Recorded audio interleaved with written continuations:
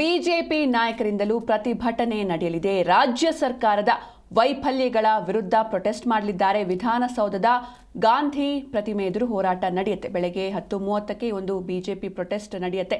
ರಾಜ್ಯಾಧ್ಯಕ್ಷ ವಿಜಯೇಂದ್ರ, ವಿಪಕ್ಷ ನಾಯಕ ಅಶೋಕ್ ಸೇರಿ ಪ್ರಮುಖರು ಭಾಗಿಯಾಗ್ತಾರೆ. ಇವತ್ತು ಬಿಜೆಪಿ ನಾಯಕರಿಂದಲೂ ಕೂಡ ಇನ್ನೊಂದು ಕಡೆ ಪ್ರೊಟೆಸ್ಟ್ ನಡೆಯುತ್ತೆ. ರಾಜ್ಯ ಸರ್ಕಾರದ ವೈಫಲ್ಯಗಳ ವಿರುದ್ಧ ಹೋರಾಟವನ್ನ ಮಾಡಲಿದ್ದಾರೆ. ವಿಧಾನಸೌಧದ ಗಾಂಧಿ ಪ್ರತಿಮೆ ಎದುರು ಈ ಒಂದು ಪ್ರತಿಭಟನೆ ನಡೆಯುತ್ತೆ. ಇವತ್ತು ಬೆಳಗ್ಗೆ 10:30ಕ್ಕೆ ಬಿಜೆಪಿ ಪ್ರೊಟೆಸ್ಟ್ ನಡೆಯಲಿದೆ. ರಾಜ್ಯಾಧ್ಯಕ್ಷ ವಿಜಯೇಂದ್ರ, ವಿಪಕ್ಷ ನಾಯಕ ಅಶೋಕ್ ಹಾಗೂ ಛಲವಾದಿ ನಾರಾಯಣ ಸ್ವಾಮಿ ಸೇರಿ ಪ್ರಮುಖರು ಭಾಗಿಯಾಗಲಿದ್ದಾರೆ. ಒಂದು ಕಡೆ ಕಾಂಗ್ರೆಸ್ ಕಡೆಯಿಂದಲೂ ಕೂಡ ಒಂದು ರಾಜಭವನ ಚಲೋ ಯಾತ್ರೆ ನಡೆಯುತ್ತೆ. ಇನ್ನೊಂದು ಕಡೆ ಬಿಜೆಪಿಯವರು ಕೂಡ ಪ್ರೊಟೆಸ್ಟ್ ಮಾಡೋದಕ್ಕೆ ಮುಂದಾಗಿದ್ದಾರೆ. ರಾಜ್ಯ ಸರ್ಕಾರದ ಕೆಲವೊಂದಿಷ್ಟು ವೈಫಲ್ಯಗಳನ್ನು ಪಟ್ಟಿ ಮಾಡಿ ಅದರ ವಿರುದ್ಧ ಪ್ರತಿಭಟನೆ ಮಾಡೋದಕ್ಕೆ ಮುಂದಾಗಿದ್ದಾರೆ. ವಿಧಾನಸೌಧದ ಗಾಂಧಿ ಪ್ರತಿಮೆ ಎದುರು ಹೋರಾಟವನ್ನ ಮಾಡಲಿದ್ದಾರೆ. ಇವತ್ತು ಬೆಳಗ್ಗೆ 10:30ಕ್ಕೆ ಬಿಜೆಪಿ ಪ್ರತಿಭಟನೆ ನಡೆಯಲಿದೆ. ಈ ಒಂದು ಪ್ರೊಟೆಸ್ಟ್ನಲ್ಲಿ ರಾಜ್ಯಾಧ್ಯಕ್ಷ ವಿಜಯೇಂದ್ರ, ವಿಪಕ್ಷ ನಾಯಕ ಅಶೋಕ್ ಹಾಗೆ ಛಲವಾದಿ ನಾರಾಯಣ ಸ್ವಾಮಿ ಸೇರಿ ಪ್ರಮುಖರು ಭಾಗಿಯಾಗಲಿದ್ದಾರೆ.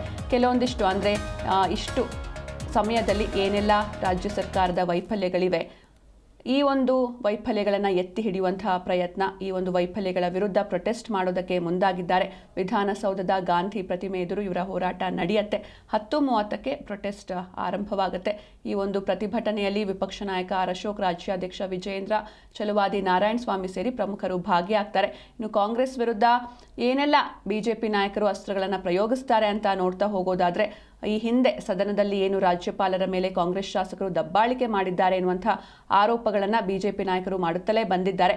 ಇದನ್ನು ಕೂಡ ಒಂದು ಅಸ್ತ್ರ ಆಗಿ ಬಳಸ್ತಾ ಇದ್ದಾರೆ. ಜೊತೆಗೆ ಅಬಕಾರಿ ಸಚಿವ ತಿಮ್ಮಾಪುರ ಅವರು ರಾಜೀನಾಮೆ ನೀಡಬೇಕು. ಏಕೆಂದರೆ ಅಬಕಾರಿ ಇಲಾಖೆಯಲ್ಲಿ ಹಿಂದೆ ಅಷ್ಟೇ ಲಂಚ ಪ್ರಕರಣ ಕೇಳಿ ಬಂದಿತ್ತು.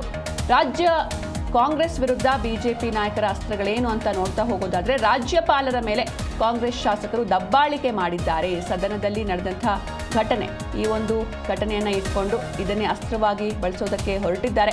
ಅಬಕಾರಿ ಸಚಿವ ತಿಮ್ಮಾಪುರ ಅವರು ರಾಜೀನಾಮೆ ನೀಡಬೇಕು ಅಂತ ಆಗ್ರಹಿಸ್ತಾ ಇದ್ದಾರೆ. ಇನ್ನೊಂದು ಕಡೆ ರಾಜ್ಯದಲ್ಲಿ ಕಾನೂನು ಸುವ್ಯವಸ್ಥೆ ಹದಗೆಟ್ಟಿರುವ ವಿಚಾರವನ್ನು ಕೂಡ ಮುನ್ನೆಲೆಗೆ ತರುವಂತಹ ಪ್ರಯತ್ನವನ್ನ ಮಾಡಲಿದ್ದಾರೆ.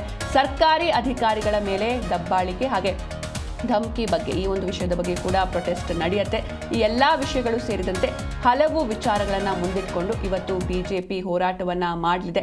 ಒಂದು ಕಡೆ ರಾಜ್ಯಪಾಲರ ಮೇಲೆ ಕಾಂಗ್ರೆಸ್ ಶಾಸಕರ ದಬ್ಬಾಳಿಕೆ ವಿಚಾರ, ಈ ಹಿಂದೆ ಸದನದಲ್ಲಿ ನಡೆದಂಥ ವಿಚಾರ, ಜೊತೆಗೆ ಅಬಕಾರಿ ಸಚಿವ ತಿಮ್ಮಾಪುರ ರಾಜೀನಾಮೆಗೆ ಆಗ್ರಹಿಸ್ತಾರೆ. ರಾಜ್ಯಪಾಲರ ಮೇಲೆ ಕಾಂಗ್ರೆಸ್ ಶಾಸಕರ ದಬ್ಬಾಳಿಕೆ ವಿಚಾರ, ಇದರ ಜೊತೆಗೆ ಇನ್ನು ಸಾಕಷ್ಟು ಅಸ್ತ್ರಗಳನ್ನು ಇಟ್ಕೊಂಡಿದ್ದಾರೆ. ಅಬಕಾರಿ ಸಚಿವ ತಿಮ್ಮಾಪುರ ರಾಜೀನಾಮೆಗೆ ಆಗ್ರಹಿಸಲಾಗ್ತಾ ಇದೆ. ಅಂದರೆ ಅಬಕಾರಿ ಇಲಾಖೆಯಲ್ಲಿ ಭ್ರಷ್ಟಾಚಾರ ನಡೀತಾ ಇದೆ.